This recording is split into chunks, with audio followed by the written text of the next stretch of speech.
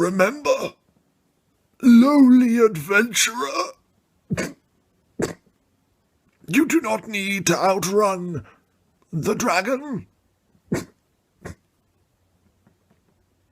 Just your friends with a base speed of 20 feet.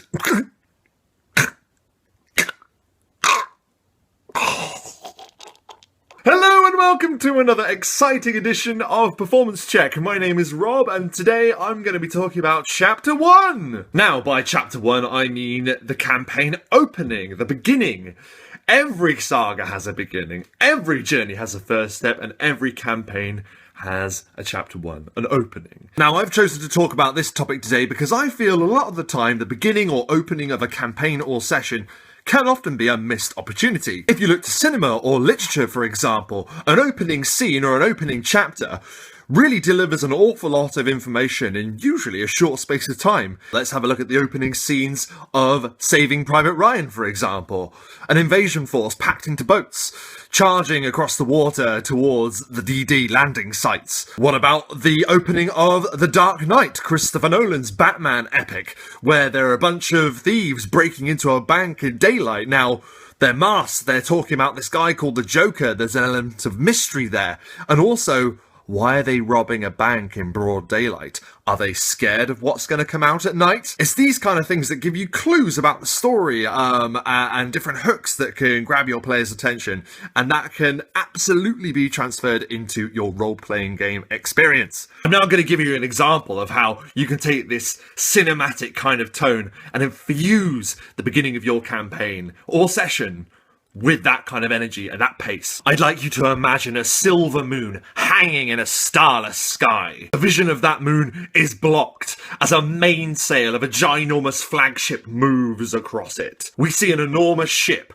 out to sea, not far away from the shore, and we see smaller landing boats vacate this massive vessel and begin rowing ashore. In these landing vessels you can see heavily armoured troops with weapons in their hands and malice in their hearts. We cut to the shore and we have the players sat about in a circle speaking with an old wise figure. The old wise figure says to the players, "You need to take this. You need to take this book and you need to go. This will make things right. This will restore the kingdom to its former glory." We explain to the players that they are all sat beneath that same silver moon.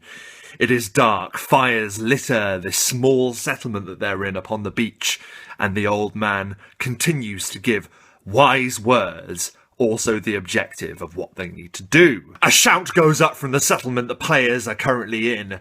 Flaming arrows rain from the sky. The players can now turn to see this approaching terrifying and malicious force, engaging with the settlers, peasants, unarmoured simple folk against heavily armoured, well-provisioned men. We all know how that goes. The old wise man says to the players, "You need to take this book and you need to take it now. Go! Run and do not look back!" Boo! There is a large explosion as an oil reserve just gets caught up in the fire. The explosion causes a divide between the players and the old man, who is dragged off before their very eyes, and they are helpless to do anything. The players can either run or they can stay and watch as the old man is dragged to the feet of a cloaked, masked man. And the masked man says, It would seem the years have not been kind to you, old man. I wonder, have they made you brave or foolish? And the old man responds and he says, "Believe me when I say that I shall not help you, nor shall I betray the book onto one of your kind, soothsayer." And the masked, cloaked man growls, I believe you. The old man falls dead. And then we turn to the players and we ask them, what do you do?